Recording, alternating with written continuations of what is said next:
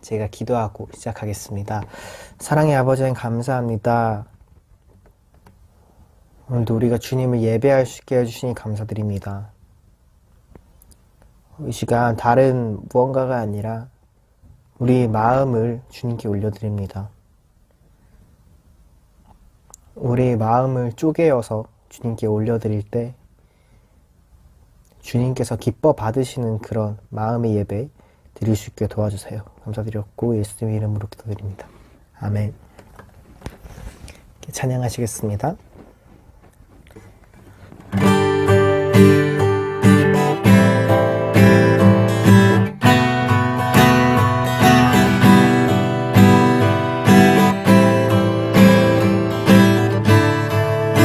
해산을 넘어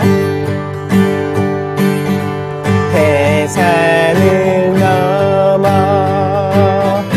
험곡에 가도 빛 가운데로 걸어가며 주께서 항상 지키시기로 약속한 말씀 변치 않네. 하늘의 영광 하늘의 영광 나의 맘속에 차고도 넘쳐 할렐루야를 힘차게 불러 영원히 주를 찬양하리. 캄캄한 밤에 다닐지라도 주께서 나의 길 되시고 나에게 밝은 빛이 되시니 길 잃어버린 염려 없네.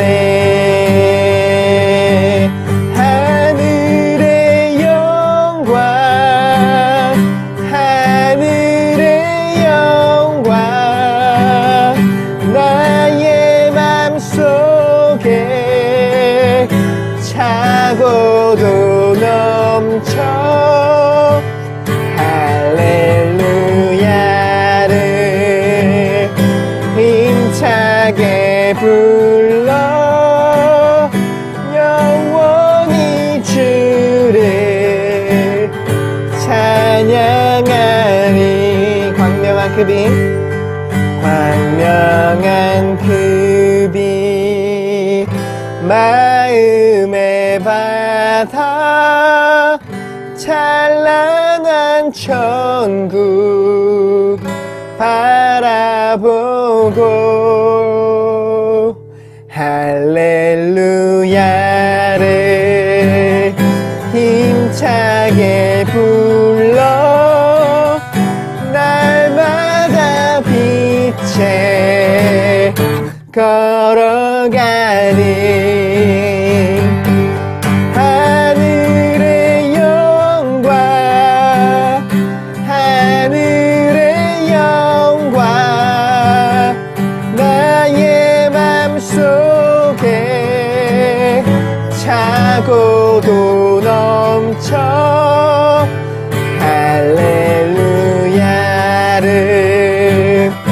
힘차게 불러 영원히 주를 찬양하리. 하늘의 영광 하늘의 영광 하늘의 영광 나의 맘속에 차고도 넘쳐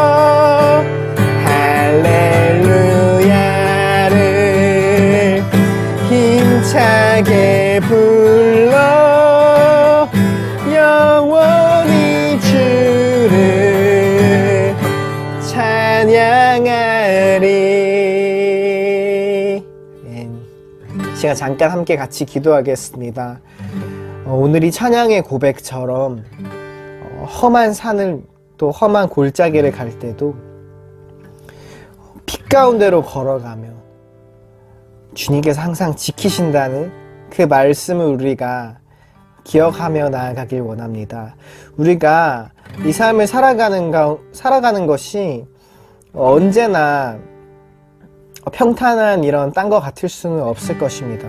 그러나 우리가 험한 골짜기를 지날 때에도 우리의 삶이 그 빛의 길로 걸어갈 때, 우리 삶의 행실이 그 예수님의 방식으로 그리스도의 향기를 드러내고 또 세상과 구별된 그런 아름다운 삶을 살아갈 때 반드시 주님께서 우리를 지키시고 또 인도하실 것임을 우리는 믿습니다. 이 시간 함께 같이 기도할 때 우리 삶의 환경이 우리에게 영향을 주지 않을 수 없겠지만, 그럼에도 불구하고 악에게 지는 것이 아니라 선으로 악을 이기며 우리 그 빛의 방식으로 예수 그리스도의 방식으로 선한 싸움을 싸워나가는 우리가 될 수 있도록 이 시간 함께 같이 기도했으면 좋겠습니다. 기도드리겠습니다. 사랑의 아버지 하나님 감사합니다. 주님 감사합니다. 주님 우리를 불러주심에 감사드립니다. 주님 우리가 싸워나가는 방식은 혈과 육의 방식이 아니요 영의 방식임을 압니다. 그것은 우리가 무엇을 하느냐 또 우리가 어디에 있느냐의 문제가 아니라 우리가 어떤 방식으로 살아내느냐, 어떻게 말하느냐, 이 문제임을 기억합니다. 주님, 우리가 이 세상의 악 가운데 지지 않고 선으로 악을 이기는 자들 되게 해주세요. 주님, 악에 널브러지지 않고 예수 그리스도를 끝까지 따름으로써 그 선을 지켜내고 선으로 악을 이기는 그런 그리스도인들 될 수 있게 도와주세요. 주님, 우리 삶의 행실로, 우리 삶을 살아가는 방식으로 예수님을 드러낼 수 있게 도와주세요. 우리가 그리스도인이라고 말하지 않더라도 우리 삶의 방식을 통하여서 우리 삶에 살아가는 그 삶을 통하여서 우리 믿음이 증거될 수 있는 삶 될 수 있게 도와주세요. 사랑의 아버지 감사합니다.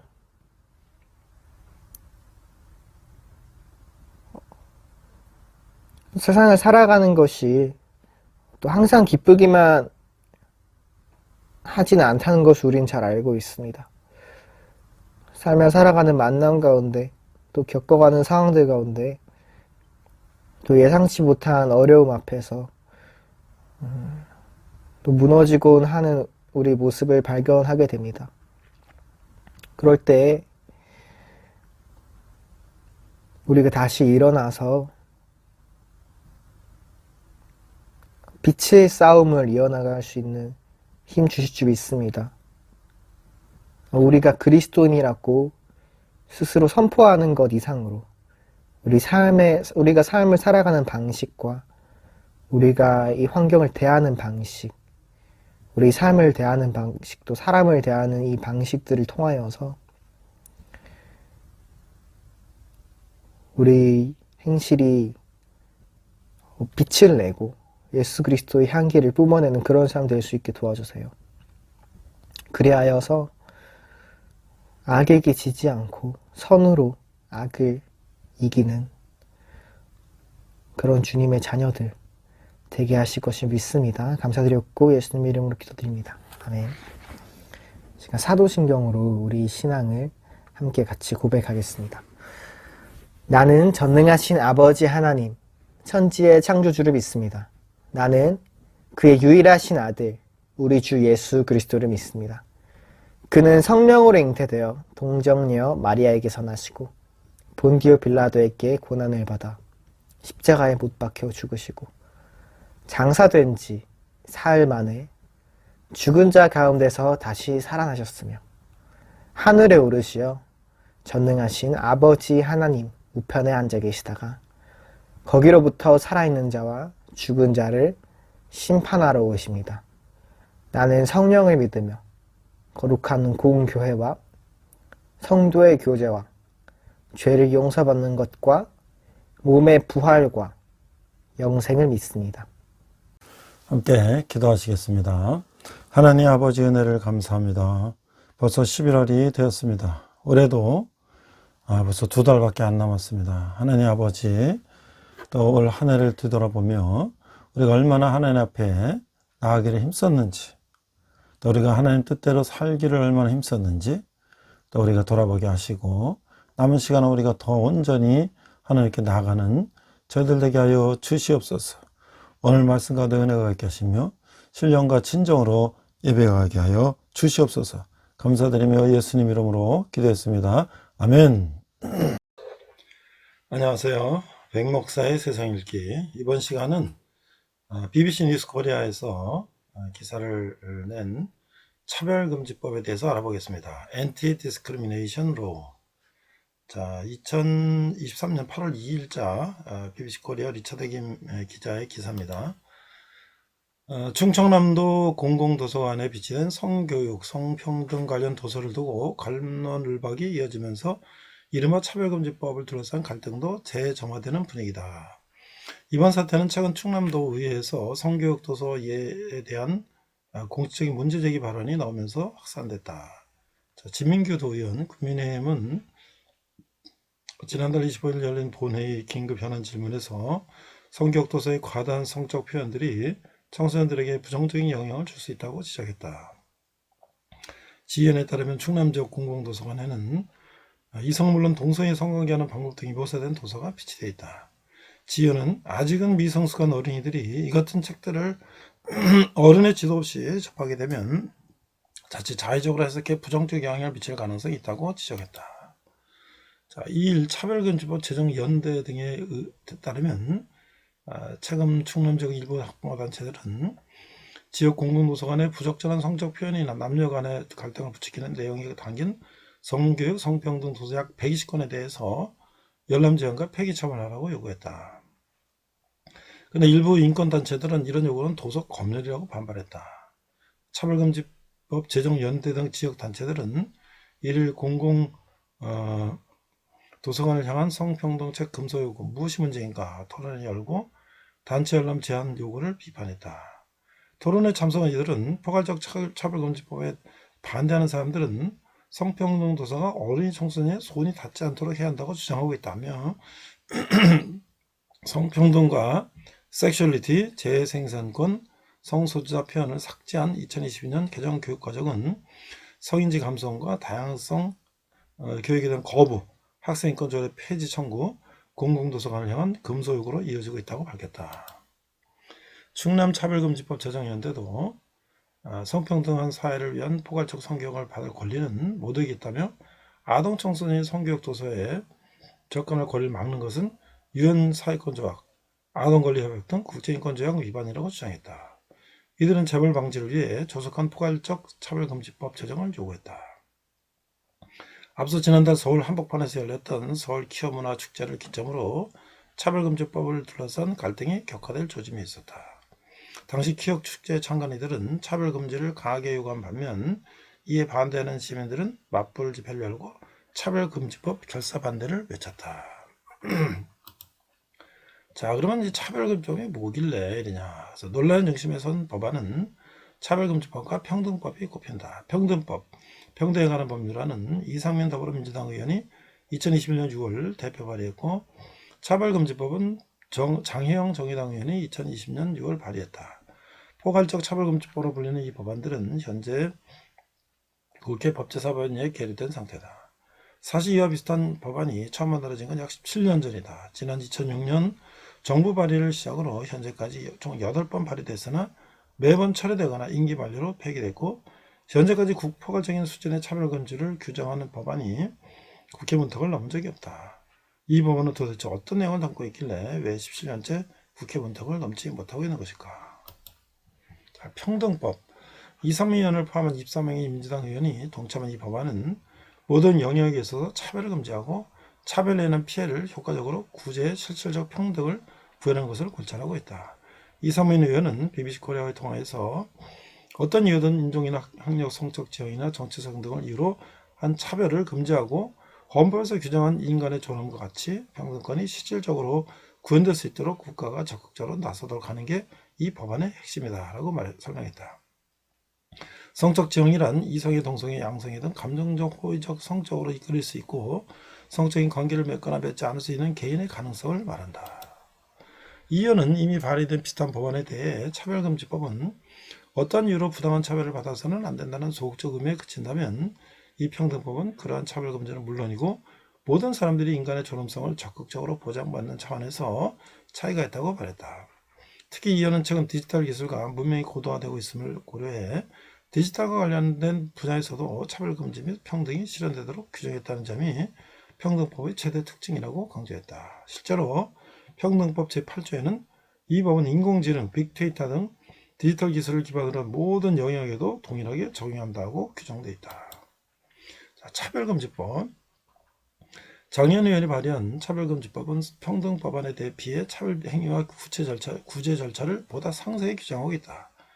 일반적으로 차별금지법에서 가장 중요한 부분은 차별행위에 대한 구제 조치로 꼽힌다. 특정 행위가 차별이라고 판단된다면 차별행위의 중지와 피해의 원상회복, 재발 방지 등의 조치를 어떻게 할 것인지가 핵심이라는 얘기다. 정의당은 이 법안에서 국가인권위원회에 강력한 구제 조치를 취할 수 있는 권한을 부여하고 있다. 법안에 따르면 차별을 받은 피해자는 국가인권위원회 진정을 제기할 수 있고 국가인권위원회는 차별구제를 위해 시정 권고를 할 수 있다. 특히 법안은 시정 권고를 받은 자가 정당한 사유 없이 권고를 이행하지 않거나 시정명을 불이행할 경우 3천만 원의 이행 강제금을 부과할 수 있다고 명시하고 있다. 자, 이 차별금지법이 생기면 정말 표현의 자유가 침해될까? 이게 또 이제 그런 이에 대한 반응들인데요. 차별금지법은 차별 대상이나 사유, 차별 영역의 범위에 따라 개별적 또는 포괄적 차별금지법으로 나눌 수 있다.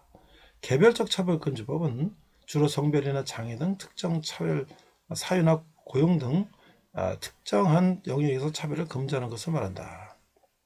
현재 한국에는 남녀고용평등법 등 연령이나 성에 따른 고용차별을 금지하거나 비정의적이라는 이름으로 노동조건의 차별을 겪지 않도록 규정하는 개별법들이 다수 존재한다.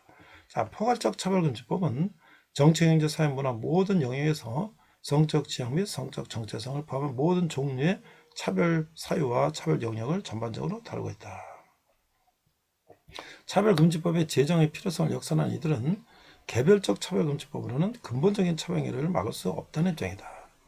차별금지법 제정 연대 측은 개별적 차별금지법은 특정한 차별 사유를 구체화해 심화시켰지만 개별법만으로는 차별이 설명되지 못하는 한계를 지닌다고 밝혔다. 반면 포괄적 차별금지법에 반대하는 이들은 이미 한국의 사법제도 안에 개별적 차별금지법이 마련해 있기 때문에 차별을 막기 위한 법적 장치가 충분하다는 입장이다.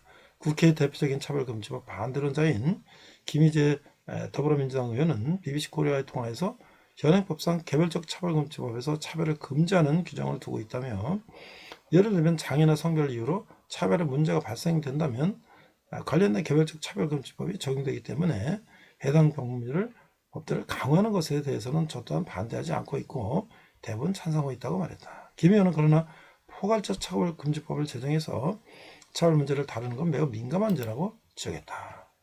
자, 이제 차별 법안이 통과되면 무엇이 달라지나? 법안이 통과되면 어떤 미래가 펼쳐질지를 두고도 양측 입장은 분명하게 엇갈린다.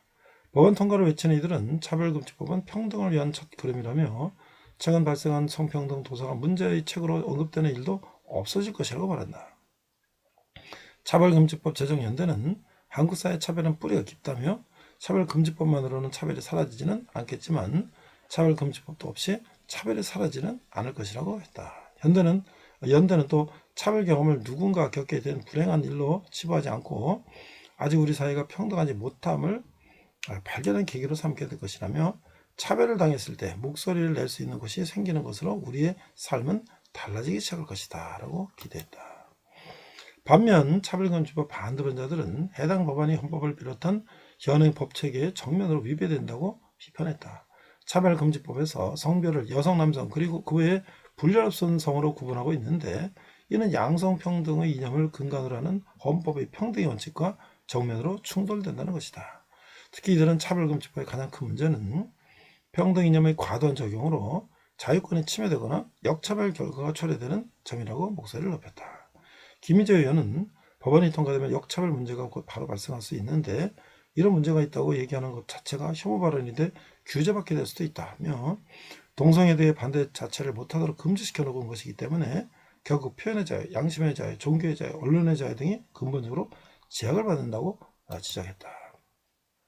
자, 일각에서는 법안이 통과되면 학교 앞에서 학부모들이 동성애 반대 시위를 벌일 경우 처벌받을 수 있다는 지적이 나온다. 이에 대해서 김 의원은 학교가 학생들에게 동성애, 호모 등에 대해 가르친다면 학부모 입장에서 우리 자녀들에게 그런 동성애를 가르치면 안 된다고 말할 수 있는 권리가 있지 않겠느냐며 하지만 차별금지법이 통과되면 그런 주장하는 학부모도 처벌받게 되는데 이런 법이 과연 올바른 법인가? 라고 반문했다.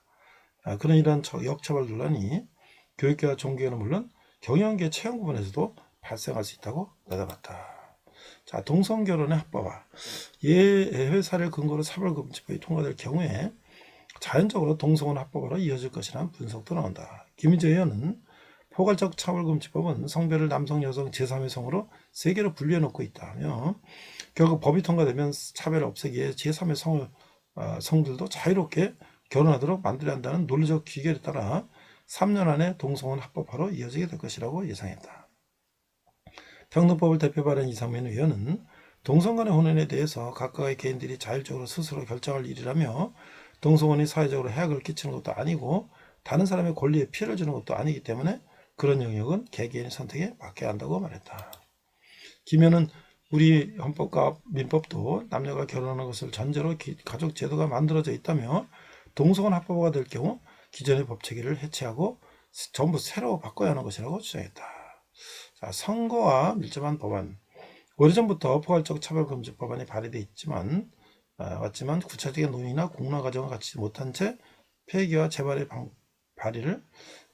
반복한 이유는 무엇인가? 이에 대해 이상민 의원은 일부 종교계, 일부 기독교계가 이 법안에 강하게 반대하고 있는데 이분들의 정치적 파워가 강하다 보니 의원들조차도 이 법안 처리의 논의에 적극적으로 나서지 못하고 있기 때문이라고 분석했다. 자, 이 의원은 나아가 일부 기독교분들이 강경하게 목회자나 또는 신자들이 동성애 문제에 대한 강경한 입장을 보이겠다면서 이분들은 이 법안이 통과되면 우리나라도 영국이나 프랑스 등 유럽 나라들처럼 동성애는 물론 질병이나 사회적 문제가 창궐하게 될 것이라고 근거 없는 주장을 하고 있다고 말했다. 장혜영 의원은 19대 국회에서 약 100명의 국회의원들이 차별금지법을 발의했다가 선거를 앞두고 철회했다며 그 이후 입법 논의 과정에서 크게 후퇴했다고 지적했다. 이상민 의원은 평등법을 발의하고 난 뒤에 이 법안에 반대하는 사람들이나 단체로부터 문자폭탄과 항의 전화를 수도 없이 받았다며 이들은 지역구 사무실과 국회 정문 앞에서 여러 차례 항의 시위를 벌였다고 설명했다. 그는 이어 총선 등의 선거를 앞두고 유권자들의 표심을 의식할 수밖에 없는 상황에서 이러한 반대 목소리를 뒤로한 채 법안 처리에 나설 의원들이 별로 없다고 토로하기도 했다. 이처럼 국회에서 법안 처리에 대한 논의 자체가 이루어지지 않고 있기 때문에 공론화 과정을 거쳐 법안이 제정하기까지는 상당한 시간이 필요할 것이라는 관측이 지배적인 상태이다. 김희재 의원은 이 법안에 반대하는 사람들이 훨씬 많았고 사회적 합의가 충분히 이루어지지 않았다면서 이 문제에 대한 충분한 논의와 공론화 과정이 필요함에도 이 법을 통과시키려는 사람들은 사회적 합의하고 논의를 제대로 거치려고 하지 않는다고 비판했다. 자, 그래서 공론화 국민적 합의가 먼저다라는 거예요. 이번 21대 국회에서도 법안 통과가 사실상 물 건너갔다는 지적이 나온다. 법안에 대한 충분한 논의와 공론화가 이루어지지 않았기 때문이다. 장혜연 의원은 차별금지법은 우리 사회에 너무나 절실한 법이라며 더 늦기 전에 지금 당장 도입해야 한다고 강조했다. 장혜연은 이미 한국 사회는 경제적으로 굉장히 부해졌지만 세계적으로 자살률도 1위고 출생률은 최하를 기록하는 등의 불명예스러운 타이틀을 갖고 있는 이유 중에 하나가 우리 사회가 다양성을 제대로 포용하지 못하고 있기 때문이라고 밝혔다. 김인재 의원은 법안이 21대 국회 문턱을 넘을 가능성에 대해 어렵다고 잘라 말했다. 법안의 근본적인 문제가 내재되어 있는 상황에서 법안 처리에 대한 국민적 공감대 형성이 안 됐다는 계기가 큰 문제라는 것이다. 김 의원은 법이라는 것은 사회적 합의로 요약되는데 심각한 문제점을 내포하고 있는 포괄적 차별금지법과 같은 법안을 만들려면 공론화 과정을 통해서 뭐가 문제인지 내용이 무엇인지 충분히 국민에게 알려주고 합의 과정을 이끌어내야 하는데 지금까지 전혀 그런 논의가 이루어지지 않았다고 비판했다. 자, 해외 사례의 경우에는 포괄적 차별금지법에 해당하는 법안의 명칭은 국가별로 다르지만 유럽의 주요 국가들은 모든 차별을 원칙적으로 금지하는 차별금지법 Anti-Discrimination Act를 두고 있다. 대표적으로 영국은 평등법, 이퀄리티 액트를 두고 있는데 이 법은 잉글랜드와 스코틀랜드, 웨일스 등에 모두 적용된다. 이에 앞서 영국은 2003년부터 종교와 신념, 성적 지향을 기준으로 한 고용차별을 금지하는 시행령을 도입한 바 있다. 독일은 일반 평등대우법, General Equal Treatment Act를 두고 있고, 캐나다는 1996년 인권법 개정 통해 성적 지향을 차별 금지 사유로 도입했다. 일본의 경우 LGBT, 레즈비언, 게이, 양성애자, 성전환자 등 성소수자에 대한 이해를 증진하고 차별을 금지하는 LGBT 이해증진법안이 지난 6월 중의원 하원을 통과했다. 이 법안에는 성적 지향이나 성정체성을 이유로 한 부당한 차별은 없애야 한다며 정부를 향해 성소수자에 대한 이해를 증진하기 위한 기본계획 책정 등을 요구하는 내용이 담겨있다. 이상 백목사의 세상 읽기 차별금지법에 대한 BBC 뉴스 기사 내용이었습니다. 자, 오늘은 복음서 두 번째 시간으로서 예수님의 갈릴리 대사역과 최근에 이제 이슈가 되고 있는 동성애 문제에 대해서 함께 나눠보도록 하겠습니다. 자, 본문은 마가복음 1장 15절, 우리가 개정과 NIV 버전으로 자막을 보면서 함께 읽도록 하겠습니다. 15절, 이르시되 때가 찼고 하나님의 나라가 가까이 왔으니 회개하고 복음을 믿으라 하시더라. 마크 1장 15절, The time has come, it said, the kingdom of God is near. Repent and believe the good news. 이렇게 돼 있어요. 자, 우리가 이제 그 예수님이 갈릴리 사역을 볼 때에 예수님은 갈릴리로 오셔서 이 가버나움에 본부를 두시고 1년 반 가까이 이곳을 중심으로 하나님 나라를 이제 사역을 하고 계시는데요. 그 사이에 유월절을 지키시기 위해서 잠시 예루살렘을 방문하게 됩니다. 그때 베데스다 연못에서 38년 묵은 병자를 고치시는 기적을 일으키시지만 이 기간 주로 갈릴리 사역에서 지역에서 대중사역과 제자들의 양육에 주역하시는 모습을 보이고 있어요. 그래서 첫 번째 이제 예수님이 하나님 나라를 선포하시는 거예요. 예수님의 첫 번째 메시지는 하나님 나라의 복음이온 것이죠. 고향 갈릴리 지역으로 돌아오신 예수님은 가버나움의 사역본부를 두고 하나님 나라의 선포와 성취를 위한 본격적인 사역에 돌입하는데 그것이 바로 마가복음 1장 15절이라는 것이죠. 다시 한번 읽어보면 이르시되 때가 찼고 하나님 나라가 가까이 왔으니 회개하고 복음을 믿으라 하시더라. 말씀이죠. 이 말씀은 예수님이 회당에서 이사야서 61장 1절 2절 말씀을 읽으시고 그것이 오늘 너희 귀에 응했다고 선포하신 누가복음 4장 18장 21절 이 기사와 함께 예수님의 하나님 나라 선포식을 거행한 것이죠. 그래서 하나님 나라의 회복을 공식 선언하는 것이에요.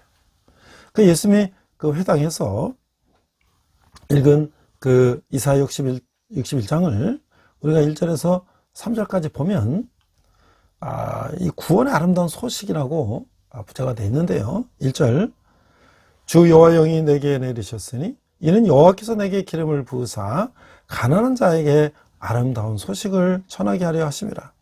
나를 보내사 마음이 상한 자를 고치며 포로된 자에게 자유를, 갇힌 자에게 노임을 선포하며. 2절, 여호와 연회해 우리 하나님의 보복의 날을 선포하여 모든 슬픈 자를 위로하되. 3절, 무릇 시온에서 슬퍼하는 자에게는 화관을 주어 그 죄를 대신하며 기쁨의 기름으로 그 슬픔을 대신하며 찬송의 옷으로 그 근심을 대신하시고 그들이 의를 나무 곧 여호와께서 심으신 그 영광을 나타낼 자라 일컬음을 받게 하려 하심이라. 이사야서 61장이죠. 이것이 바로 에덴의 회복으로서 하나님 나라가 회복을 말하는 것이에요. 예수님은 바로 하나님이 구약에서 꿈꾸시면서 아브라함을 부르시고 그 백성과 그 땅, 그 가나안 땅을 약속하시고 형성된 그 백성을 모세를 통해서 애굽에서 불러내어 시내산에서 그 백성을 하나님의 제사장 나라가 되고 하나님은 그들의 하나님이 되신다는 구약부터 이루어진 그 언약을 맺음으로써 시작된 하나님 나라의 재건운동, 이게 바로 에덴 회복이다 라고 할 수 있는데요, 이것을 구약을 통해서 꿈꿔왔던 하나님의 섭리였던 것이죠. 예수님의 오심은 바로 구약이 예비한 하나님 나라의 성취를 선포하기 위함이다 라고 할 수가 있어요. 자, 먼저 때가 참해, 이 때가 찼다는 무슨 말인가? 이 말은 바로 하나님 나라의 선포를 위해서 하나님의 정지 작업이 완료됐다 라고 하는 거예요. 이 바로 카이로스, 하나님의 섭리적 때를 말하는 것이죠. 두 번째는 하나님 나라는 하나님이 절대 주권으로 통치가 이루어지는 영역을 말하고 있어요. 태초에 창조된 에덴은 아담과 하와가 범죄하기 전 그곳에는 오직 하나님의 절대 주권만이 있었다는 것이죠. 하나님 나라의 회복은 곧 에덴의 회복인 것이에요. 세 번째는 가까웠다라고 하는 것은, 그 하나님 나라가 가까웠다는 것은 하나님 나라가 예수님이 오심으로 성취되고 이룩되었지만 그 완성은 새하늘 같은 땅에서 이루어진다는 거예요. 이것은 또한 예수님의 재림의 신앙을 담고 있는 말이라고 하는 거예요. 다시 말하면 지금 예수님이 선포하신 하나님 나라는 이미 임해서 진행되지만 예수님이 다시 오실 때 이 재림하기까지는 완성이 보류되어서 있다는 거예요. 이것은 바로 종말론과도 연결이 되고 있다고 하는 것이죠. 자, 회개는 하나님 나라 백성의 자격시험과도 같다라고 하는데요, 하나님 나라의 백성이 되는 자격은 회개하는 데 있다. 하나님 나라는 회개한 자만이 들어가는 나라라고 하는 것이에요.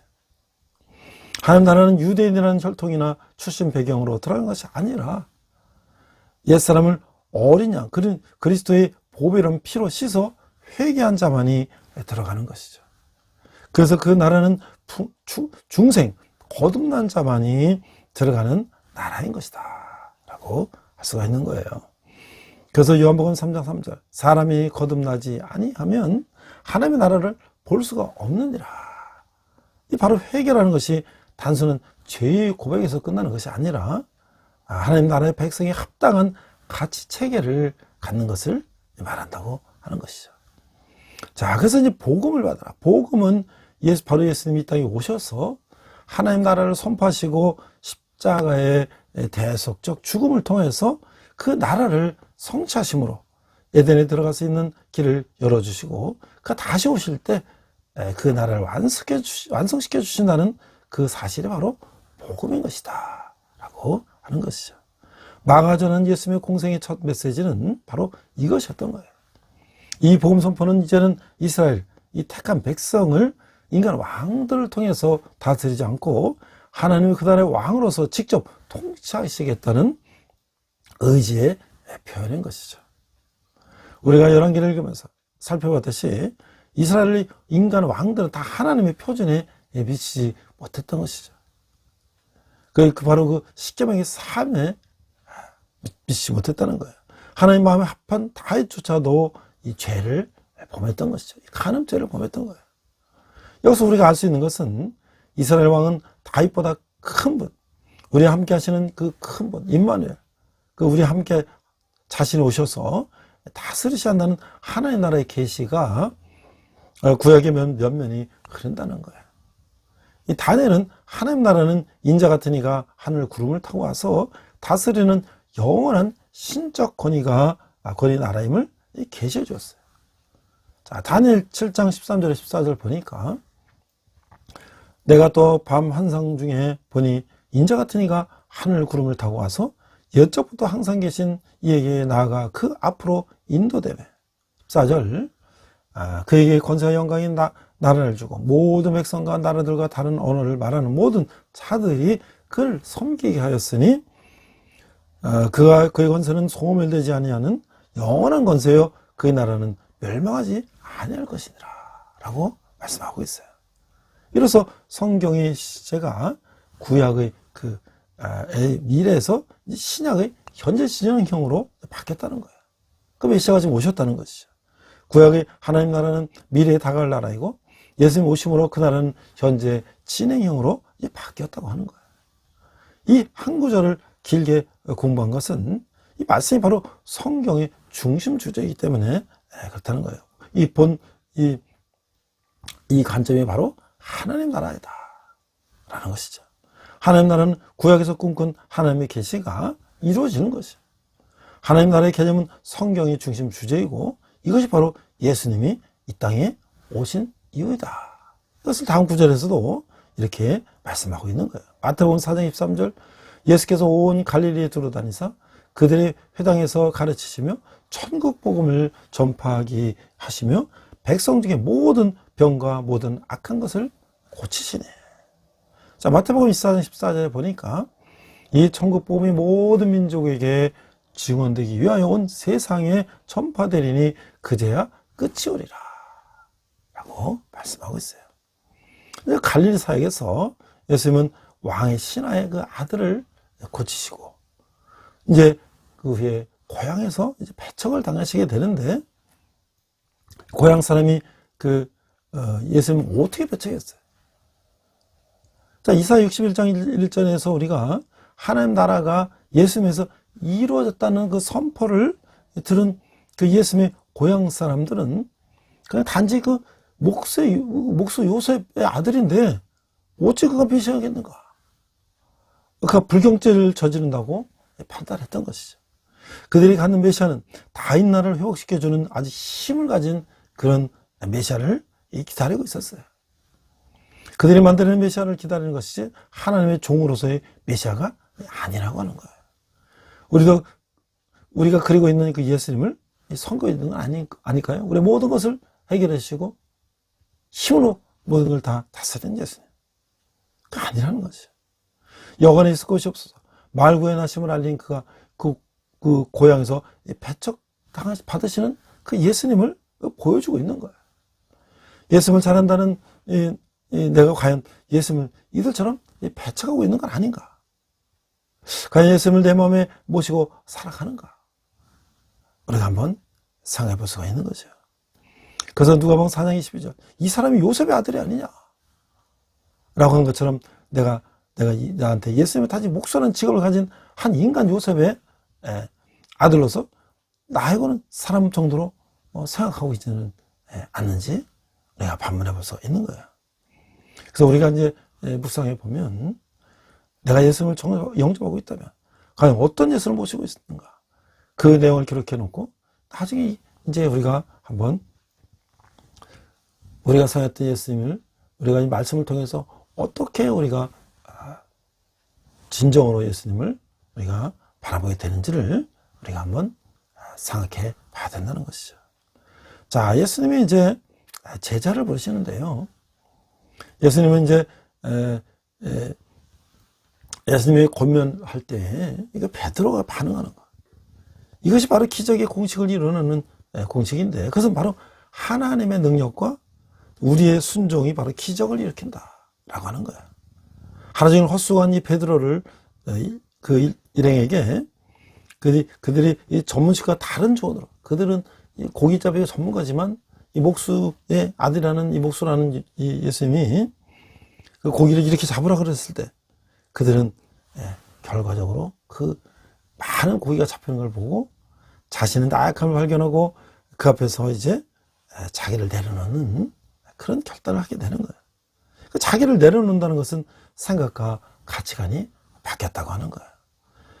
인간의 생각을 내려놓고 하나님의 뜻에 순종한다는 것을 말한다는 것이죠.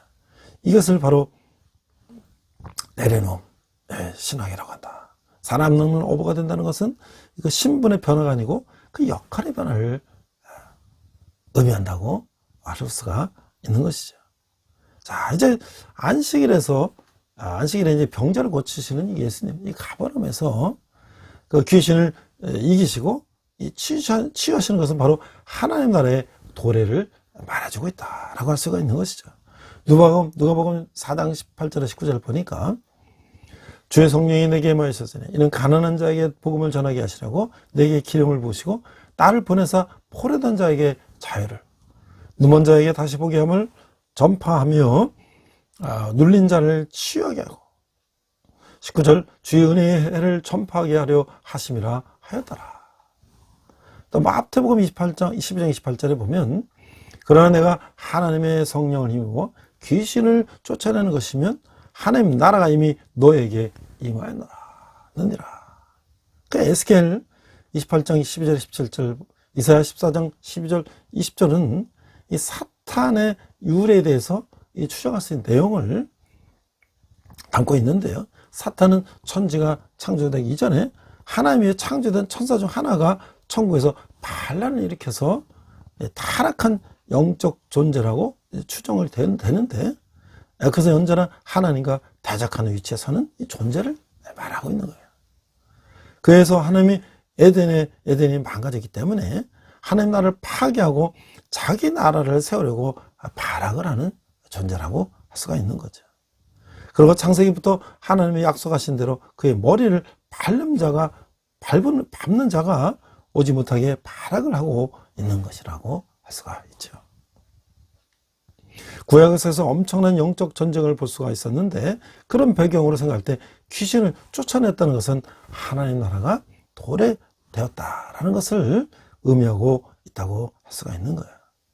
자, 그래서 예수님의 이 3대 사역은 뭔가? 그리고 예수님의 기도 생활은 어땠는가? 마태복음 4장 23절은 그니 예수님의 3대 사역을 보여주고 있는데, 첫 번째는 가르치시고 티칭. 예수님은 랍비셨죠.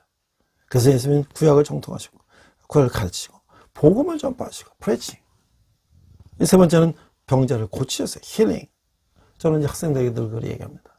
힐링, 우리는 힐링하면 마음의 치유만 얘기하는데 힐링이라는 건 몸과 마음을 다 말하는 것이죠. 그게 3대 사역이라는 거예요.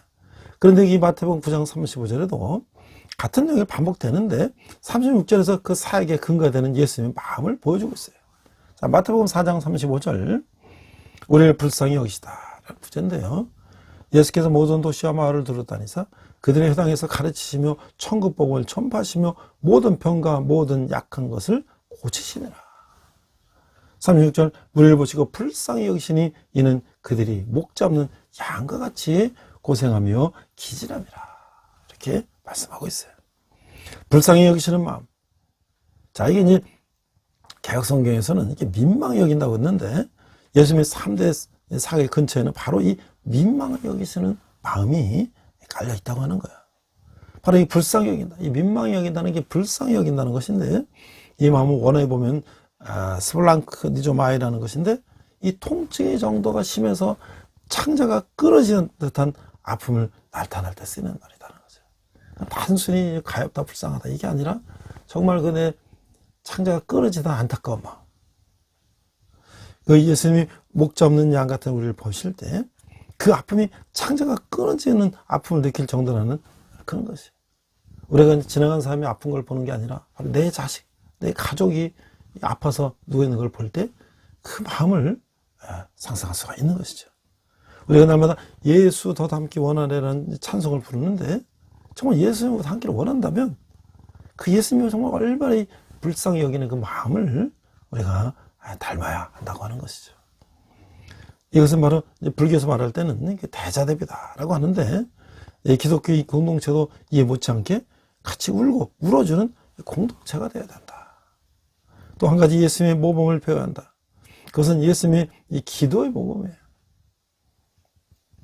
마가 누가는 예수님이 하나님의 신성을 가지신 분인데, 기도를 열심히 드린 것은 바로 아버지의 뜻에 순종하기 때문이다 라고 말하고 있는 거예요.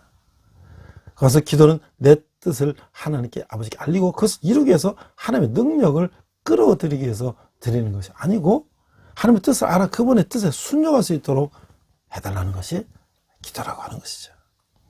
자, 그래서 이제 문둥병을 고치시는 예수님, 그 예수님이 우리를 불쌍히 여기시는 그 마음에 대해서 우리가 읽었는데, 여기서 문둥병자를 불쌍히 여기시고 치유해주시는 그 예수님을 볼 수가 있는 거예요. 접촉에서 100% 점령되는 그 병을 예수님이 직접 손으로 만지시면서 고치셨어요. 또 문둥병자를 고치는 것은 바로 그분이 메시아라는 것을 암시하는 부분이기도 하죠. 외상과 아무에게 말하지 말라고 하시고 제사장에게 보여라라고 했을까요? 그것이 바로 내게 다른 것이라는 거죠. 자, 이제 6번째 가면 중풍병자 및 많은 병자를 고치시는 예수님을 볼 수가 있어요. 이 병자 4명이 그 예수님 이렇게 이 말씀 전하시는 그 지붕을 뚫고 내려오는 것을 보면서 바로 그 예수 공동체의 참모습을 우리가 발견해야 한다는 거예요. 그것은 교회의 참모습이 한다는 거예요. 사랑은 손과 발에 있지 입에 있는 것이 아니라는 거예요. 하나님 사랑도 결국은 이웃사랑으로부터 시작되는 것을 우리가 깨달아야 된다는 것이죠. 이웃사랑은 하나님 나라의 본질을 이루는 것이다. 마태복음 25장과 이게 염소의 비유는 그 사실을 분명히 말해주고 있는데, 성경이 말하는 사랑은 동사이지 결국 명사가 아니라고 하는 거예요. 그 사랑은 동사 중에서도 현재 진행해야 된다. 오늘 우리 교회가 세상을 향한 이런 모습을 찾아볼 수가 있을까요? 심각하게 우리가 생각해 봐야 된다는 거죠. 예수님이 병자의 죄를 용서해 주셨어요. 죄의 용서는 하나님 나라의 시작이라고 하는 거예요. 자, 그래서 이제 제자를 부르시는데, 이 마태를 부르시는 거예요. 그리고 죄인을 위해서 오셨다는 거 예수님은 말씀하고 계세요. 자, 본문에서 하나님 나라가 어떻게 이루어져가는가를 이제 우리가 묵상했는데, 이 본문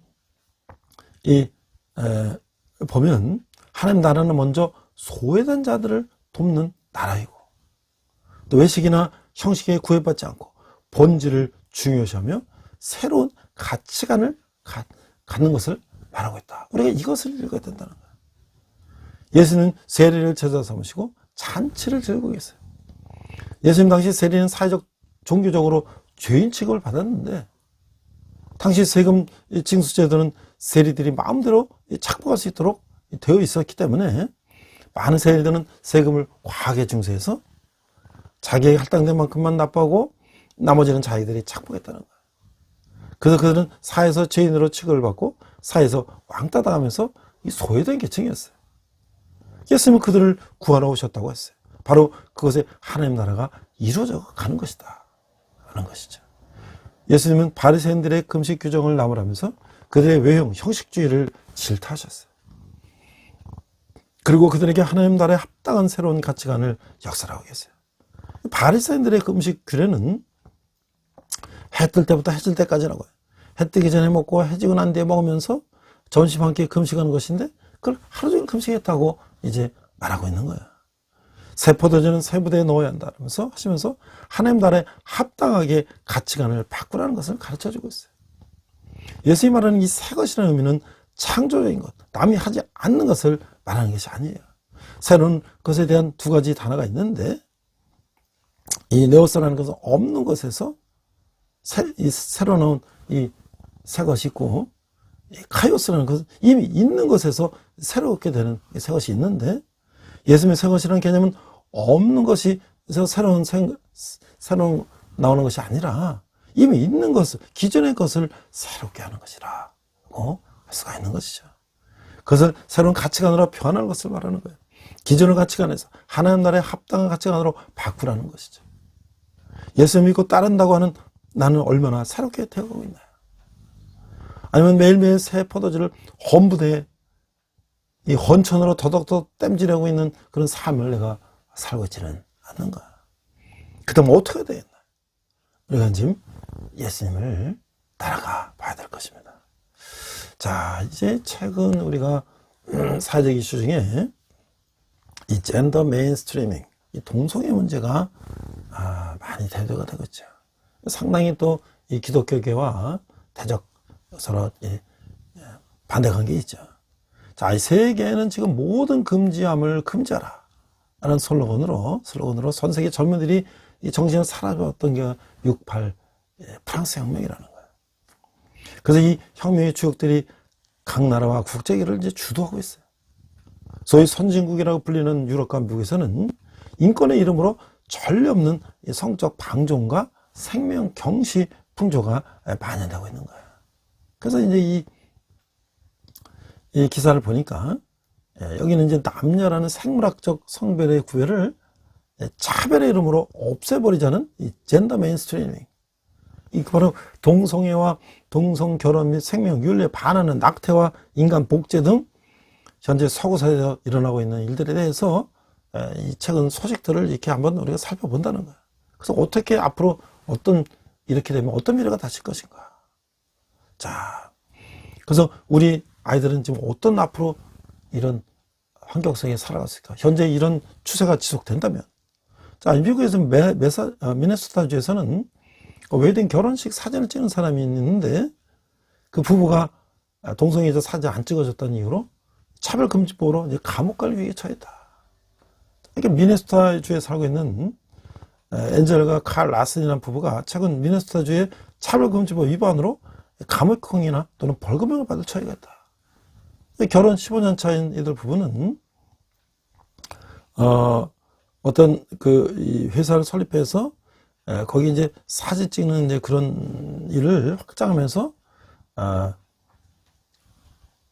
이제 자기는 동성애자들은 사진 안 찍겠다라고 선언을 했는데 이제 그걸 이제 문제가 돼가지고 자기는 한 남자와 한 여자 사이에 거룩한 결혼에 대한 자신들의 기독교 신앙에 따라서 동성결혼과 관련된 사진을 찍지 않겠다 하고 이제 이렇게 했는데 그것이 바로 미네소타주에 이 성적 지향을 이유로 차별할 수 없도록한 그 차별금지법 때문에 이제 또 헌법이 보장하고 있는 표현의 자유, 종교의 자유, 절차의 행위에 위반한다면서 이제 헌법 소원을 냈다.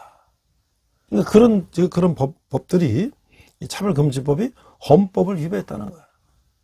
왜냐면 표현의 자유, 종교의 자유 이런 것들, 이런 절차의 자유들을 무시하고 무조건 그걸 찍으라고 하는 것이 동성애자를 옹호하는 것이 차별금지법이 헌법을 위배했다. 그런데 결국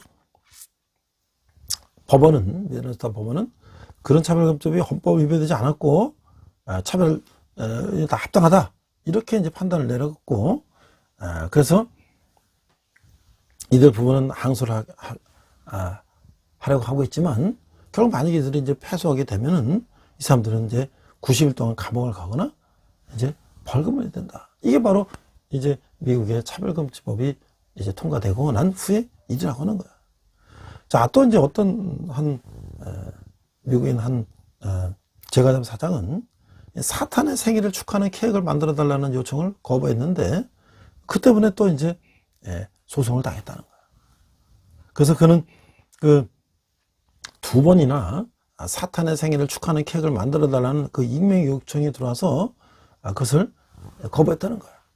루시퍼, 이 사탄의 생일을 축하합니다 라는 글이 씌워진 케이크와 사탄이 마약을 하고 있는 디자인의 케이크를 만들어 달라는 요구는 이 기독교인 이 필립 씨는 신앙의 양심에 거스른 것임에도 불구하고 그가 이 요청을 거부할 때 그는 종교를 이유로 차별을 금지하고 있는 콜로라도 차별금지법을 다시 한번 어기는 셈이 돼서 또 공격에 처하게 된다는 거야.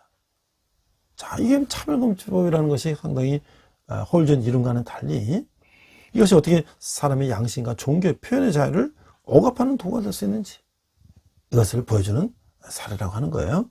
자, 호주에서는 국민투표로 동성결혼에 대한 찬반 논쟁을 이제 끝낼 예정이다. 그래서 이제 전 세계가 이런 동성결혼에 대한 것들을 다 합법화하고 가는 거야.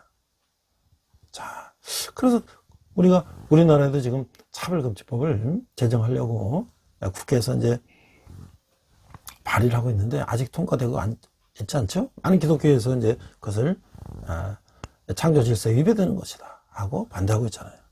자, 그래서 제가 위키백과에서 차별금지법을 한번 찾아봤어요. 차별금지법, Anti-Discrimination Law라는 뭐냐? 이것은 정치, 경제, 사회, 문화 모든 생활 영역에서 합리적 이유가 없는 모든 형태의 차별을 금지하는 내용이다. 그래서 뭐 특정 직군 또는 뭐 장애, 기타 등등 이런 걸 통해서 차별할 수 없는 것이다. 그래서 그 차별의 내용은 뭐가 있냐 보니까 뭐 성, 인종, 나이, 장애, 외모, 출신, 국적, 가족, 성적 지향, 정체성, 학력, 종교 이런 것들이 다 포함돼서 어떤 사람을 갖다가 이제 이게 취업해서 채용할 때도 이걸 갖다가 이제 이런 걸 이유로 해서 차별했다면 안 된다. 뭐 이런 얘기죠. 그 차별의 구체적 주체와 객체는 누구냐? 차별의 객체는 대부분 사회적 소수자 집단, 뭐 성소수자는 소수민족이라든지 이러지만 사회적 소수가 집단이라고 해서 차별의 주체에서 벗어난 거지. 결국 소수자도 차별의 주체가 될 수가 있다는 거야. 그러니까 인종적 소수자가 장애인을 차별했다. 그럼 그것도 차별금지법상 처벌 대상이다는 거죠. 성소수자가 그 외모 차별했다. 그러면 그것도 차별금지법 처벌 대상이 된다는 거야. 자, 근데 여기서 말하는 차별은 다양한 이유가 있을 때는 해당되지 않는데, 그래서 뭐 변호사를 뽑는데 변호사 자격이 없는 사람을 뽑으면 안 되고, 대학 교수를 뽑는데 뭐 박사학위 없는 사람 뽑으면 안 되고, 이건 뭐 아주 상식적인 거죠. 그러나 업무나 서비스 유지와 직접적인 관계 없는 걸 가지고 불이익을 주거나 비우대라면 차별행위다. 그래서 이제 여기서 보면 또 뭐 목욕탕이나 주영장에 여성 탈의실에 남성의 신체를 가졌으나 스스로 여자라고 정체된 사람을 못 들여다는 것은 차별에 해당하는가 안 되는가, 이거는 좀 지금 논란이 되고 있다는 거야. 자, 그래서 차별금지법에서 차별을 당한 피해자가 법원이나 인권위에 등에 구제 요청을 할 시에 차별 여부 소명은 원고가 아니라 피고가 하게 돼 있다. 그가 그 행위를 한 사람한테 소명을 하라, 이렇게 돼 있다는 거야. 또 차별 행위에 대해서 나라마다 차별 규정이 다른데, 그 증오 발언에 대한 차별 조항이 없는 국가도 있고, 그 성적 조항이 차별 조항에 빠져 있는 나라도 있고, 뭐 유럽에서는 차별금지법의 제정이 국가가 많이 있는데, 유럽이나 호주에서는 증오 발언에 대해서 형법 처벌이 강화되는 추세이고, 독일은 형법의 특정 인구 집단을 모욕하거나 악의적으로 비판해서 타인의 인간의 존엄성을 침해하는 행위 등에 대해서 징역 3년에 처할 수 있게 한다. 결국 영국도 피부색, 인종, 국적, 출신에 대한 증오 발언은 그러한 사람에게 2년 이하 징역을 처한다. 자, 그래서 이런 것들은 소수자나 다수자나 서로 간에 차별하고 주체의 객체가 될 수 있다라는 것이고요. 법의 적용을 보니까 종교인의 신화의 그 발언이 그 행위를 처벌할 수 있는 여부가 아주 핵심적이죠. 헌법에서 정치 종교 분리 원칙을 정하고 있음에도 불구하고 기독교에서 흔히 걱정하는 것이 기독교인이 자신의 신앙에 따라 동성애를 반대하면 위법이 되느냐 하는 것인데, 기독교인들은 동성애 반대 설교를 하거나 동성애들의 결혼 주례 요청을 거부하면 감옥에 간다는 것을 차별금지법 반대 근거를 내세우는데, 결론적으로 말하면 교인들과 함께 드리는 미사나 여기서 교리에 따라서 동성애 반대를 주장하는 것은 뭐 위법이 아니다, 뭐 이렇게 이제 얘기를 하고 있어요. 각 종교의 경전 또는 중요한 판단 기준이 되는데, 기독교 관련 모임에서 교인을 대상으로 한 동성애 관련 연행에 대해서는 기성을 당했다 하더라도 성경에 그렇게 있는데 라고 하면 그 법적인 처벌이 뭐 이럴 가능이 거의 없다, 뭐 이렇게 이제 설명을 하고 있습니다. 또 표현을 자유를 최대한 보장할 때 현실적으로 위법 여부를 칼로 두부를 자르듯이 명백히 정리하기 어렵지만, 그러니까 신앙을 공유하는 성경 신앙 공동체 내에서 해당 교인들이 충분히 받아들일 수 있는 수준의 동성애 반대는 위법하기 어려우나, 이 신앙 교리에 동의하지 않는 사람이나 동의 여부를 알기 힘든 대중을 대상으로 동성애 반대하는 것은 처벌금지법과 종교 표현의 자유와 충돌하기 때문에 고대의 정치, 법적 정치적 결정이 필요하다. 자, 이게 말은 이제 교회 내에서 하는 거는 괜찮다고 하지만, 그게 이제 다수를 얘기하면 또 안 된다는 거예요. 굉장히 이게 참 모호한 거죠. 역으로 자신의 동성애를 반대하는 언행을 하는 문제가 아니라, 타인에게서 동성애를 찬성 또는 묵인한 욕을 받는 사항도 우리가 생각할 수가 있는 것인데, 앞에서 이제 얘기했던 그런 미국에서 케이크를 만들려거나 뭐 사진사에게 뭐 그걸 동성애자 찍어달라거나 이랬을 때 그걸 거부하면 이제 문제가 생기는 것인데, 이런 것들이 사실 오늘 우리나라에서도 국회의원들이 수차례 이제 그 비슷한 법안들을 내서 포괄적 차별금지법이라는 것을 제정을 하고 있는데, 기독교계에서 그분을 반대하기 때문에 아직 통과되지 않고 있는데, 이 문제에 대해서 우리가 얼마나 이것이 심각한지를 모든 크리스찬들은 알아야 된다는 것이죠. 이것이 뭐냐면 하나님의 창조 질서를 위배하는 것이기 때문에, 그들을 박해하고 핍박하는 것이 아니라 우리가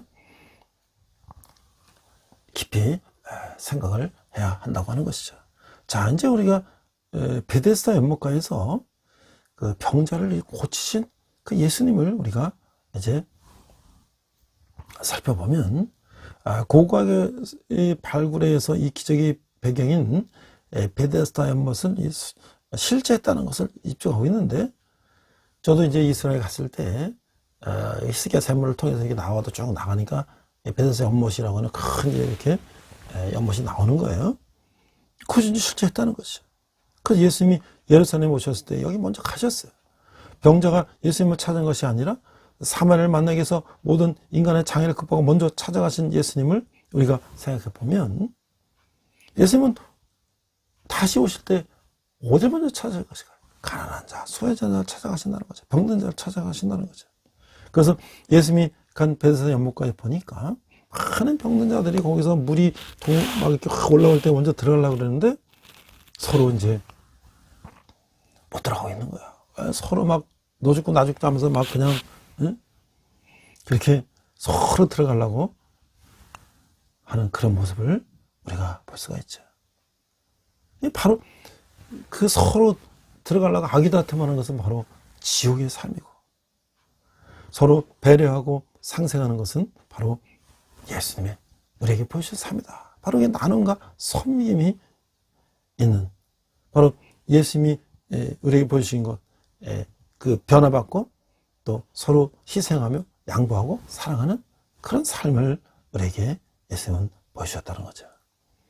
또한 예수님은 안식일 문제에 대해서도 이 안식의 주인은 누구냐? 예수입니다. 하나님께서 명하신 안식일을 거룩하게 지키라는 명령을 유대인들은 아주 철저히 지키죠. 그 안식일에서는 뭐 절대 뭐든지 하면 안 된다는 거예요. 지금도 이스라엘에서는 안식일에는 전혀 일을 안 하죠. 엘리베이터, 제가 지금 확인해봤는데 엘리베이터도 그냥 1, 2, 3, 4층에 그냥 자동으로 다 쓰게, 그것도 누르고 이렇게 하는 것도 다 노동이라고 하는 거야. 자, 그런데 안식일은 하나님의 창조에서 하나로서 육체적 영적 재충전을 통한 하나님의 능력과 영광을 재인식하는 그런 시간이지, 그 규례를 만들어 놓고 그것을 지키냐 안 지키냐를 따지는 것이 아니라고 하는 거예요. 이 바리새인들은 안식일을 거룩하게 지키라는 이 4계명의 그 시행세칙을 수없이 많이 만들어 놓고 그것을 지키라고 강요하고 있는 거예요. 그 중에서 지금 예수님이 범한 시행세칙은 안식일에 병자를 고쳤다는 거예요. 유대인의 안식일 시행세칙이면 안식일에는 환자가 죽지 않을 만큼 응급조치만을 해야 된다는 거예요. 이를테면 안식일에 사람이 무너진 다음에 깔렸다 하면 그 흙을 치우고 그 사람이 죽었음을 알았으면 그대로 내버려 둬야 된다는 거예요. 만일에 시체를 만지면 그거 안 되기 때문에 그렇다는 거예요. 만일 그 사람이 아직 살아있으면 죽지 않을 만큼만 조치하고 그대로 두어서 안식일이 끝난 후에 그걸 구조해야 된다는 거예요. 자, 이게 얼마나 율법에 얽매여 있는 삶이라는 것이죠. 근데 예수님은 병자를 아예 치료를 해버렸어요. 또 제자들이 안식일에 배고파서 이삭을 잘라서 비워먹은 것은 안식일 생제식 중 이 몇 가지를 위배했는데 그걸 수확했다는 거예요. 또 그걸 키질하고 타작하고 탈곡해서 그걸 음식을 만들어서 먹었다는 거예요. 그러니까 종교는 이 규율과 규칙에 매일 수 있지만 하나님 나라는 그런 규율과 규칙에 얽매이지 않고 하나님의 자비하심과 국률하심에 통치하심에 순종해야 된다라고 하는 것이죠. 그래서 예수님은 자신이 하나님 나라의 통치자로서 안식일의 주인이라고 하는 것을 말씀하고 있는 거예요. 자, 그래서 이제 우리가 예수님이 이 땅에 오셔서 우리에게 보여주셨던 것들, 변화와 또 개혁, 그 다음에 가난한 자, 포로된 자, 소경된 자를 치유하신 것, 그래서 우리에게 말씀을 가르치시고 복음을 전파하시고 또 한 가지 중요한 게 우리에게 치유와 회복을 주셨다는 거예요. 자, 그런데 아까 앞서 말씀드린 것처럼 지금 우리 인간들이 인간의 생각대로, 인간의 이 창조 질서도 다 인간의 생각대로 그걸 변개하고 또 그걸 법으로 만들어서 인간의 생각을 모든 사람이 따르게 하는, 하나님의 창조 질서를 위배하는 그런 모습들을 보여줄 때 과연 어떻게 될 것인가. 그러나 이제 그러한 어떤 인간적인 어떤 그 계획이나 법제화가 현실적으로 그것이 그대로 다 잘 되고 있느냐? 그렇지 않다는 것이죠. 하나님의 창조 질서를 이제 이 땅에서 지키려고 하는 많은 사람들이 예수님의 그 뜻을 따라 그런 것들에 대해서 자기 의견들을 내고 있다는 거야. 그래서 이제 동성혼 개헌 반대 국민연합이라는 그런 또 조직이 창립돼 가지고 이제 헌법 개정에서 동성혼을 이제 옹호 조장하는 내용을 이제 뭐 헌법을 개정하려고 그랬는데, 그래서 이제 헌법 36조 1항에서 양성의 평등을 삭제하고 성평등으로 대체하는 것은 물론이고 성적 지향이라는 단어까지도 삽입하라고 했어요. 지난 정권은 이제 그런 걸 하려고 그랬었죠. 그런데 그런 반대하는 단체가 형성이 돼서 이제 이들이 이제 80만 명의 이제 서명을 받고 국회의원 면담과 집회를 하고, 그래서 이 국민의 뜻이 왜곡되지 않도록 그런 활동을 하고 있는 거야. 그래서 이 개헌을 반대하고, 그 다음에 동성이나 동성혼에 관련된 여러 현안에 대해서도 적극적으로 목소리를 내서 다수의 시민들의 마음과 뜻을 대변하는 구심점이 됐다. 그래갖고 동성혼 합법화 반대 물결이 전국적으로 일어났다. 이게 이제 기독교계를 중심으로 해서 헌법과 관련하여 국회 개헌 특위는 국민들의 의견을 듣겠다고 정부에서 국민 대토론을 이제 개최했어요. 그 많은 국민들이 의견을 듣는 시간은 턱없이 부족하였고, 패널들은 어떤 기준에 선정되는지도 알 수 없었고, 국민들의 의견과 반대하는 사람들이 있었다는 거예요. 그러나 이러한 혁적인 국민 대토론회는 토론의 지역에 있는 국민들을 깨우고 각 지역에서 동성 결혼 합법을 반대하는 조직들이 세워지게 됐어요. 그러니까 부산, 경남, 울산, 광주, 전남, 대구 뭐 등등 해서 전국에 이걸 반대하는 동성 결혼 합법화를 반대하는 시민들이 이게 일어나게 됐다는 거예요. 그래서 이제 친동성애를 행보를 보인 헌재 소장도 낙마를 하게 됐고, 그 다음에 이 동성애 언급을 금지하는 현행 학교 성교육 표준안을 지지했다는 거죠. 학교에서도 이제 민감한 청소년들에게 그런 아주 친동성애 그런 단체를 내세워 갖고 그런 것들을 동성애를 학교 표준안에 넣으려고 하는 것들을 이제 반대하는 거죠. 그들은 무슨 주장하냐?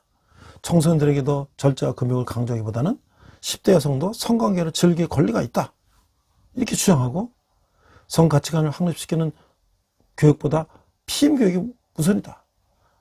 청소년 낙태를 권리로 가르쳐야 한다. 사회적 합의도 이루어지지 않은 동성애를 표준안에 넣어야 한다고 주장하고 있다는 거야. 이게 얼마나 이 사춘기 어린 청소년들이 그런 걸 받아들이면 그것이 진리인 줄 받아들여야 되는 거죠. 가치관에 정립되지 않은 청소년에게 그런 것들을 가르친다면 사회가 어떻게 될 것이냐. 또 결국 이제 여성가정부도 이런 걸 반대하게 되고, 이제 또 청소년 에이즈 예방 행사 같은 것도 하고, 그 다음에 학교 내에서 급진적 이 페미니즘 교육을 반대하는 그런 일들도 일어나고, 전국에서 이제 가짜 인권, 이 나쁜 인권 조례 반대 운동도 벌어지고 있다는 거야. 그래서 이제 이 최근에 그 동성애 관련 차별금지법이 국회에 계류되어 있지만 통과하지 못하고 있는 것은 하나님의 창조 질서를 따르고, 또 예수님이 우리에게 병든 자를 고치시고 가난한 자, 소경된 자, 포로된 자를 이제 위에서 이 땅에 오신 예수님의 뜻을 땅에 구현한다고 하는 것이죠. 많은 이제 이 동성애를 찬성하는 사람들은 이 기독교가 그런 것들을 핍박하고 있다라고 얘기하는데, 그것은 핍박이 아니라 우리가 본래 모습으로 회복되는 것을 말하는 것이죠. 아까 없는 것이 새가 되는 것이 아니라 이미 있던 것이 잘못된 것을 다시 새롭게 이제 만드는 것이 예수님이 땅에 오신 목적이라는 것이죠. 우리 율법에 묶여 있는 것, 우리 인간의 그 가치관에 묶여서 잘못 가고 있는 인간들을 바르게 돌아보게 하는 것이 예수님이 땅에 오셔서 우리에게 하신 사역이라는 것을 우리가 기억하며, 우리도 예수님의 뜻이 이 땅에 실현되는데 우리가 함께 도역하는 그런 저와 여러분 되시기를 주님의 이름으로 축원합니다. 기도하겠습니다. 하나님 아버지, 은혜를 감사합니다. 예수님께서 이 땅에 오셔서 가르치시고 복음을 전하시고 특별히 치유하셨습니다. 이 땅의 모든 그 아픈 사람들, 또 여러 가지 사고 체계가 왜곡된 사람들, 이 사람들이 예수님의 사랑을 깨닫고 우리가 하나님의 창조 실사대로 돌아올 수 있는 이 세상이 될 수 있도록 인도하여 주시옵소서. 감사드리며 예수님 이름으로 기도했습니다. 아멘. 이 시간 헌금 찬양하시겠습니다.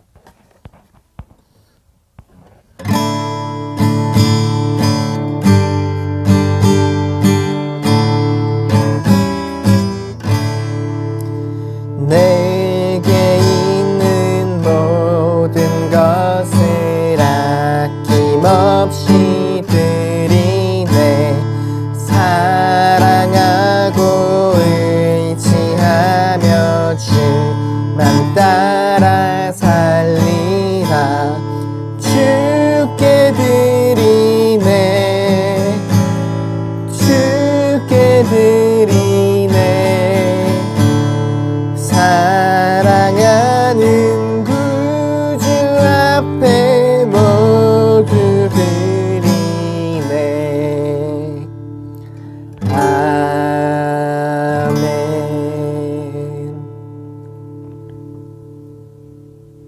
자, 벌써 11월이 되었습니다. 이제 날씨가 이제 비도 오고 조금씩 이제 추워지고 있는데요. 사실은 뭐 그동안 너무 날씨가 더워서 지금 막 개나리꽃이 피고 철쭉꽃이 피고 막 11월 달이 됐는데, 참 이런 정말 지구 온난화로 인해서 우리도 상당히 지금 난감한 그런 환경을 보고 있습니다. 그러나 이제 곧 날씨가 점점 추워질 텐데, 우리가 겨울을 또 건강을 유의하며 또 이렇게 지날 것 같습니다. 우리 학생들은 열심히 중간고사 이후에 축제도 하고 이제 또 기말을 향해서 가고 있는데요. 저도 이제 학생들에게 성경 과목을 이제 2과목을 강의하고 있는데, 학생들에게 정말 우리가 성경을 바로 알고 하나님 말씀을 바로 알아야지 이 세상이 뭐가 잘못되는지 알 수가 있죠. 성경을 알지 못하고 그냥 세상에 지나가는 말만 들으면 그게 다 진짜인 줄 아는데 하나님의 진리가 어디 있는지를 알게 해서 우리는 부단히 젊은이들을 깨우쳐야 할 것입니다. 군대에서도 힘든 가운데 있지만 또 매주 교회 나와서 하나님의 말씀을 듣고 또 이렇게 신앙생활하면서 군대 생활 잘하는 그런 청년들이 있습니다. 여러분이 후원하시는 한 달에 10,000원 후원은 우리 청년들이 주님께 돌아오는데 귀하게 사용될 것입니다. 우리 함께 기도하겠습니다. 하나님 아버지, 은혜를 감사합니다. 저희가 전문의 의무를 주님께 드렸습니다. 예물이 쓰이는 것마다 주님 영광이 나타나게 하시고 특별히 청년들이 주님께 돌아오는데 귀하게 사용되게 하여 주시옵소서. 지금은 우리 주 예수 그리스도의 은혜와 하나님 아버지의 극진하신 사랑과 성령님의 그만큼도 역사하심에 예수님이 이 땅에서 오신 그 사역을 우리도 본받고 또 우리가 이 세상을 변화시키는 주체로서 나아가기를 다짐하는 우리 예배를 드리는 모든 성도들 위해, 열방의 백성들과 성사님들이 특별히 북한에서 고통받는 북한 농포들 위해 지금부터 영원토록 함께 하시기를 간절히 축원합니다. 아멘. 우리 함께 살아있는 능력으로 찬양하시면서 한 주간 승리하시기 바랍니다. 이 시간 함께 결단 찬양 선한 능력으로 부르시겠습니다.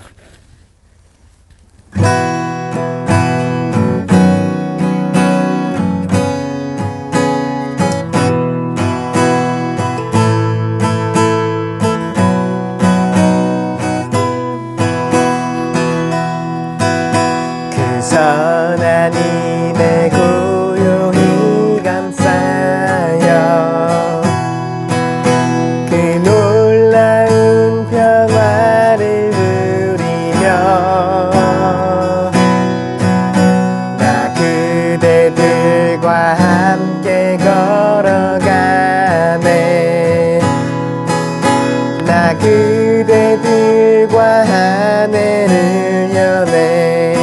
지나간 허물 지나간 허물 어둠의 날들이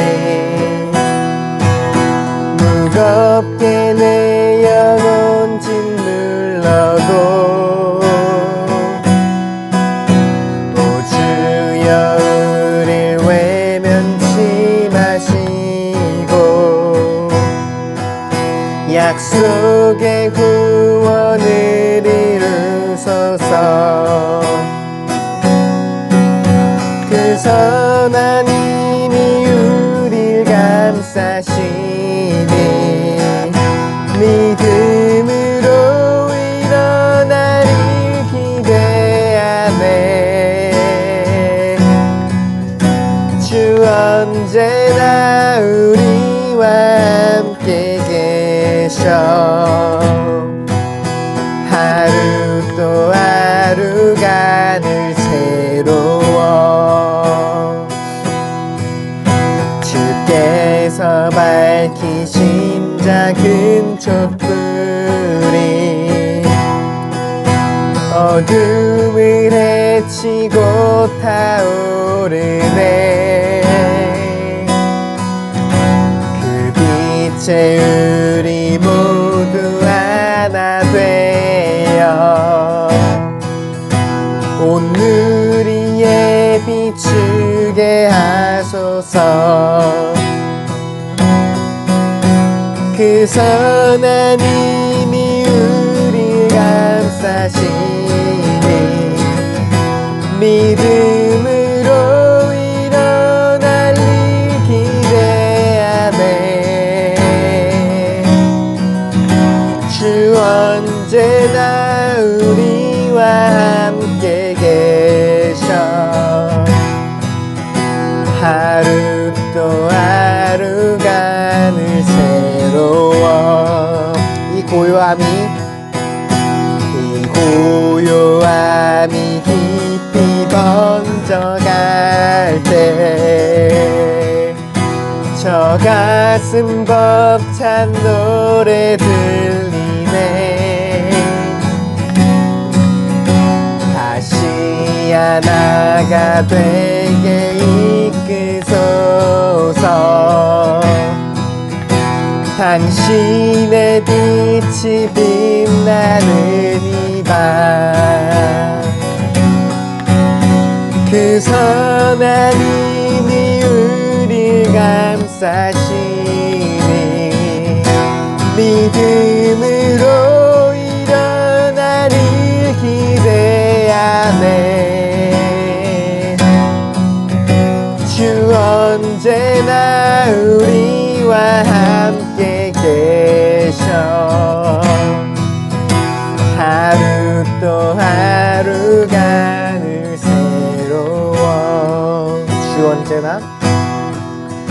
주 언제나 우리와 함께 계셔. 하루 또 하루가 늘 새로워.